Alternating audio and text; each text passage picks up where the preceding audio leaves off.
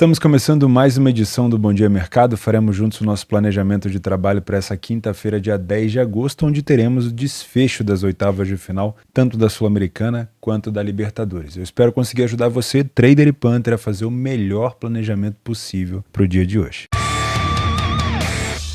Começamos o nosso planejamento na Sul-Americana, o jogo entre São Paulo e São Lourenço. São Paulo tem que pelo menos vencer esse jogo por 1-0 se quiser levar essa partida para a prorrogação. O São Lourenço é uma equipe muito forte defensivamente e deve impor ao São Paulo aqui uma dificuldade bem grande de fazer gol. Se o São Paulo conseguir abrir esse placar cedo, esse jogo pode tomar outro rumo, mas o que a gente imagina é que o São Lourenço venha para se fechar e, obviamente, para tentar segurar essa vantagem que construiu na Argentina. Utilizando o PDF de apoio, a gente consegue ver o São Lourenço fora de casa, disputou 13 partidas no Campeonato Argentino. Não foi uma equipe tão goleadora, marcou 11 gols, tomou apenas 11 gols também, ou seja, é uma equipe que não consegue marcar tantos gols e também não cede tantas oportunidades. Uma equipe, vamos dizer, que empata muito, uma equipe que sofre poucos gols, uma equipe que quando ganha, geralmente ganha por um placar mínimo. Já o São Paulo tem números melhores dentro de casa. O problema do São Paulo no Brasileiro costuma ser fora de casa. Apesar de ter perdido para o Atlético Mineiro no último jogo, o São Paulo tem 70% de vitória, é uma equipe que falhou em marcar em 30% dos jogos, não é um número tão bom, né? Mas é uma equipe que tem uma defesa sólida também, não toma tantos gols. O grande problema do São Paulo vai ser encontrar uma equipe do São Lourenço extremamente fechada e não vai poder contar com seus reforços, principalmente com o Lucas Moura, que acabou de chegar. Então o São Paulo, mesmo tendo excelentes números no Brasileiro, vai enfrentar uma equipe que não vai sair para o jogo, vai enfrentar muito provavelmente uma equipe que vai se compactar. No primeiro tempo, dá a entender que o São Paulo tem uma superioridade. Para você que é trader, isso é importante, mas o número de vitórias do São Paulo pode até ser maior, mas o número de derrotas é muito parecido, o número de gols marcados é muito parecido e o número de gols sofridos também. Só que, isso aqui é uma notícia boa, o São Lourenço sofreu muito mais gol no primeiro tempo do que no segundo. Então, para você que trabalha back favorito no primeiro tempo ou vitória do favorito no primeiro tempo, pode ser uma situação interessante. O problema é que, muito provavelmente, o São Lourenço não vai partir para cima, então talvez ele ceda menos espaço. No segundo tempo, o São Paulo melhora muito no quesito ofensivo, muito na parte de vitórias, reduz bastante a questão de derrotas, porém, o São Lourenço também reduz muito o número de gols sofridos e isso acaba preocupando um pouco a equipe tricolor. Uma outra preocupação com o São Paulo é a questão de bola aérea. O São Paulo não é uma equipe que marca tantos gols de cabeça. E quando você encontra uma equipe compactada, geralmente a bola aérea costuma ser uma boa arma, tá? Para você que é trader, eu acho muito interessante você vir com viés para trabalhar um back favorito no São Paulo no primeiro tempo. O São Paulo deve jogar com linhas altas, com bloco alto, e o São Lourenço deve jogar compactado, com um bloco bem baixo, tentando tirar os espaços. E se o São Paulo conseguir recuperar a segunda bola e não ceder espaço no contra-ataque, pelo menos você vai ter um mercado estabilizado para tentar buscar esse primeiro gol do São Paulo por aqui, tá? Se você é punter e vai trabalhar numa casa de aposta, eu gosto de pensar em dois cenários. O primeiro é o cenário de under goals, tá? E aí você pode pensar talvez no under 3,5, no under 3 asiático, no under 2,5, tá bom? Isso é um cenário para o São Paulo ter dificuldade de abrir essa defesa do São Lourenço. O que pode fazer esse jogo desencadear numa maluquice? O São Paulo conseguir 2 gols muito cedo, ou o São Lourenço, por exemplo, vier com uma atitude de contra-ataque, o que eu duvido muito, tá? Então, eu tô considerando mais a única possibilidade desse jogo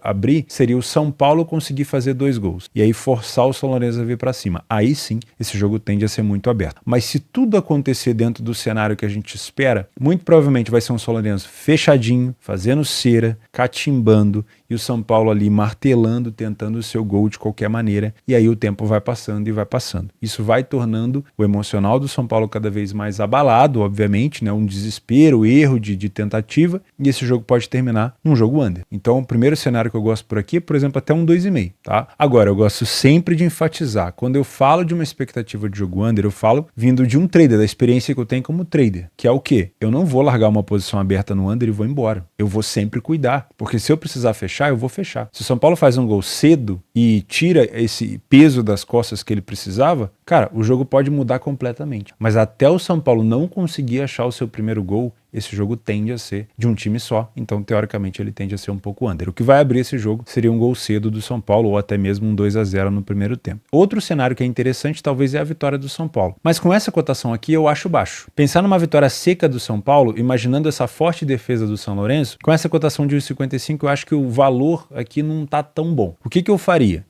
ou esperaria para tentar buscar essa vitória seca no segundo tempo, ou tentaria buscar um handicap asiático menos 0,25 do São Paulo no segundo tempo, mais alto, se terminar empatado eu perco metade, ou até mesmo um empate anula do São Paulo também lá no segundo tempo, beleza? Mas eu até acredito que o São Paulo vai conseguir reverter, apesar de enfrentar uma defesa muito chata, mas eu gostaria de uma cotação um pouco maior. Ainda na Sul-Americana, às 9 horas da noite, a LDU recebe o Nublense do Chile, a LDU do Equador, que venceu fora de casa por 1-0 e tem, vamos dizer assim, um cenário um pouco mais acessível, porque o Nublense vai ter que se expor. Então ele vai ter que vir na casa da LDU, na altitude, num campo onde a LDU é muito veloz e vai ter que buscar gols por aqui. Como a LDU vai ter espaço para contra-atacar, o cenário de gols realmente fica um pouco mais apurado, né? Utilizando o PDF de apoio, a gente consegue ver que a LDU é uma equipe que não vence tanto fora de casa, não sai tanto na frente, mas é uma equipe que marca muitos gols e sofre relativamente pouco, tem uma média de 2 gols marcados por jogo. E o Nublense, que não é uma equipe de grande ataque, também não é uma equipe com uma defesa tão vazada, nesse jogo especificamente vai ter que se expor bastante. Se você é trader e tem a intenção de fazer esse jogo, talvez não seja um jogo muito bom para match odds, para resultado final. Tá? Porque quando a gente pega uma cotação de 1,33, geralmente a gente está esperando um super favoritismo, uma equipe que vai conseguir dominar o jogo inteiro, uma imposição. Porém, como a necessidade é toda do Nublense, a LDU pode jogar nos espaços, então ela pode reduzir um pouco o bloco para jogar em velocidade. Então pode ser um jogo mais indicado para gol. Se você é punter e vai trabalhar numa casa de aposta, aí sim, eu gosto de pensar num cenário aqui de over 1,5 pelo menos, tá? A cotação do 1,5 está muito baixa, obviamente, por conta de um super favorito, você deve esperar essa cotação subir um pouquinho, mas se você observar o jogo muito aberto desde o início, o 2,5 também pode ser muito interessante. Ainda na Sul-Americana, às 9 da noite, o Bragantino enfrenta o América Mineiro. O Bragantino foi uma das melhores equipes da fase de grupo, com um ataque muito poderoso, e o América teve mais dificuldade de se classificar, teve que passar por um playoff, então o Bragantino realmente é uma equipe favorita, eu concordo com o mercado por aqui. Utilizando o PDF de apoio, o Bragantino é uma equipe que fica sem sofrer gol em 67% dos jogos, mas vai enfrentar uma equipe que raramente falha em marcar fora de casa, uma equipe muito chata, né? Foi assim na Copa do Brasil, tem sido assim no Brasileiro, mas também é uma equipe que cede gol todo o jogo. O América sofreu gol em todos os jogos, saiu na frente em 56% das partidas, porém tem extrema dificuldade de fazer essa manutenção de vantagem, não conseguiu vencer nenhum jogo, ou seja, saiu na frente em mais da metade e não conseguiu vencer, não conseguiu terminar na frente do placar em nenhuma partida. O Bragantino venceu quase 60% dos jogos e foi o primeiro a marcar em 44%. O número de gols marcados do Bragantino é maior, mas o América não fica atrás, só que aí o América, em relação a gols sofridos, chega a quase 2,5 gols de média sofridos por jogo. O primeiro tempo, para você que quer ter uma expectativa de trabalhar match odds no trade, é muito bom do Bragantino. Foi assim contra várias equipes, geralmente ele encurrala e na maioria das vezes se impõe bastante para o adversário, e o América chega a perder quase 80% das primeiras etapas. Se você vem com uma expectativa para trabalhar alguma coisa de match odds, provavelmente esse primeiro tempo do Bragantino vai te agradar bastante. O Bragantino ainda é superior no segundo tempo, o América continua tendo um número de derrota muito grande, e o América acaba tendo um grande problema, que é a defesa de bolas aéreas, não necessariamente de bola parada, tá? Só o fato do cruzamento do adversário, essa bola vir na área do América já é um caos por ali, porque o América tem tomado muito gol nesse fundamento. Então, se você vai trabalhar numa bolsa esportiva, na minha parceira Betfair, por exemplo, você pode pensar nesse back favorito no Bragantino se o América estiver sendo encurralado, se o Bragantino estivesse impondo, como ele gosta de fazer, e se o América não estiver conseguindo sair para o jogo. Mas muita cautela, porque o América raramente falha em marcar fora de casa, uma equipe chata, uma equipe aguda. Então, se os contra-ataques estiverem acontecendo, eu ficaria de fora. E para você que é punter, eu gosto muito de pensar no mercado de gols. Dá para pensar no over 1,5, dá para pensar no ambas marcam sim. E também, se você tá assistindo o jogo e tá vendo só o Bragantino jogar, também dá para pensar em alguma coisa a favor do Bragantino. Mas eu confesso que eu prefiro muito mais pensar no mercado de gols aqui do que propriamente no mercado de resultados. Agora, na Libertadores da América, às 9 horas da noite, nós temos o Flamengo enfrentando a equipe do Olímpia. O Flamengo favorito fora de casa com uma cotação de 2. Porém, esse jogo é um jogo muito encardido. O primeiro jogo do Flamengo ele poderia ter talvez saído do Maracanã com um resultado um pouco melhor, e agora no Paraguai vai ser bem complexo. O Olímpia vai lotar o estádio, vai para cima do Flamengo, e a gente tem que saber qual Flamengo vai entrar em campo, se é o Flamengo das Copas, da Copa do Brasil, ou se é o Flamengo do Campeonato Brasileiro. O Flamengo acabou de tomar 3 gols do Cuiabá e praticamente não jogou. Foi o mesmo Flamengo que tomou de 4 ali praticamente pro Bragantino. A gente sabe muito bem,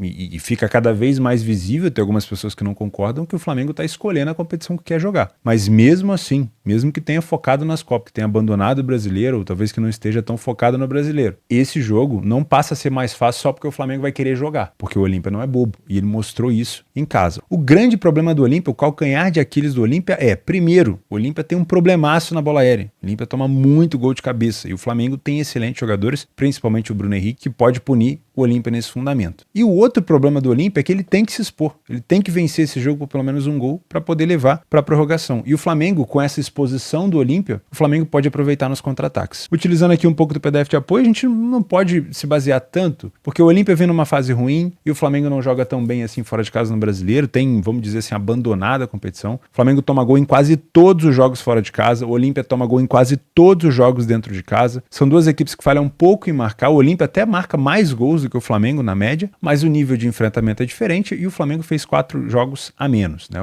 O Olímpia tem uma superioridade maior aqui no primeiro tempo, mas o número de gols sofridos é quase igual, assim como no segundo tempo. O Olímpia marca o dobro de gols do que o Flamengo, mas sofre a mesma quantidade. O Flamengo é muito bom nas bolas aéreas e o Olímpia tem um grande problema, como eu falei, nesse fundamento. Se você é um trader, vamos traçar um cenário coerente por aqui. O Flamengo é uma equipe que não precisa se expor. E, na verdade, na maioria das vezes, o Flamengo não costuma começar tão bem os jogos. Se você vai puxando de memória, até contra o Grêmio, ele não começou tão bem, né? Então, o Olímpia provavelmente vai fazer uma pressão inicial, vai subir as suas linhas e vai dar espaço para o Flamengo contra-atacar. Com isso, você tem um cenário de jogo perigoso para Match Odds. Então, muito cuidado para poder trabalhar nesse tipo de fundamento, tá? Para você conseguir tranquilidade para trabalhar, você precisa ter um Flamengo neutralizado nos contra-ataques para trabalhar contra ele, ou um Flamengo jogando muito bem, empurrando o Olímpia para trás. Mas a necessidade é do Olímpia. Não sei se o Olímpia vai ser empurrado para trás aqui. Então, a expectativa também fica um pouco deturpada. Então, eu diria para você tomar um pouco de cuidado com o Match Odds nesse jogo. Tá? Agora, se você é um punter, vai trabalhar numa casa de aposta, eu acho que é um jogo muito bom para gols. O Olímpia tem que fazer pelo menos um. E nessa exposição, o Flamengo pode fazer o primeiro. E se o Flamengo fizer o primeiro, o Olímpia vai ter que fazer pelo menos 2. E aí vira um sururu danado igual a gente gosta, né? Então eu gosto de pensar no over 1,5 inicialmente. Gosto de pensar talvez até num 2,5. E também gosto de pensar no ambas marcam. O que pode fazer esse jogo dar uma contida é o Olímpia sair na frente e tentar segurar. E não se expor tanto. Tipo assim, cumprir o que estava na cartilha e aí dar uma segurada. Isso pode fazer o jogo dar uma baixada de ritmo. Mas se o Flamengo sair na frente por aqui, é provável que a gente tenha um jogo muito, muito aberto. Jogo perigosíssimo pro Flamengo, na minha opinião. Não duvido nada que o Flamengo possa se complicar por aqui, ou levar esse jogo para os pênaltis, ou até mesmo ser eliminado, porque o Flamengo tem que estar totalmente concentrado, tem que aproveitar muito bem, não pode dar bobeira, porque a torcida vai ser toda dos caras. Tem um juiz que é muito caseiro que vai apitar por ali, então não pode entrar na pilha, pode acabar tomando cartão amarelo, vermelho. Então acredito que o Flamengo tem que jogar com a cabeça, senão pode acabar sendo desclassificado pelo Olímpia, que é tido como um adversário mais fraco, né? Mas é tricampeão da Libertadores também. Nos jogos extras dessa quinta-feira, eu diria para você tomar bastante cuidado. Nessa parte da tarde nós temos playoffs da Europa League e da Conference League. Então são vários jogos ao mesmo tempo. Tem, obviamente, algumas equipes conhecidas por nós, mas eu diria para você tomar bastante cuidado. Tá, ó, Bodø Glimt joga em casa, Helsinki joga fora, o BK Häcken, que a gente também está acostumado na Suécia, joga fora, o AZ Alkmaar da Holanda joga fora de casa, o Besiktas da Turquia fora de casa, o Slavia Praha já joga em casa, Sheriff Tiraspol, Apoel Beersheva, Fenerbahçe, Legia Varsóvia, Breiðablik da Islândia, Olympiacos da Grécia com o Genk, que foi o vice-campeão, e também temos na Copa do Mundo feminina lá à noite a Espanha com a Holanda, tá? Então assim, são vários jogos, não tem como a gente se aprofundar neles. Eu diria para você tomar um pouco de cuidado, tá? Dá para pensar quando o favorito joga em casa em algum tipo de back favorito, alguma coisa num empate anula, mas na maioria dos jogos eu viria com um contexto de leitura de jogo e não de expectativa, tá? Não é porque você conhece mais uma equipe de um determinado país que ela vai ser melhor do que uma outra equipe que você não conhece de outro país. Não é à toa que eles estão nos playoffs da UEFA, tá bom? Eu vou ficando por aqui, muito obrigado pela tua companhia, pela tua audiência. Se você não é inscrito nesse canal ainda, fica o convite e obviamente se você puder deixar o like também, vai me ajudar demais. Para ter acesso ao PDF de apoio, aos estudos de caso e aos vídeos de pós-planejamento, é só você se tornar membro aqui do canal. Um grande abraço, fica com Deus e até sexta-feira.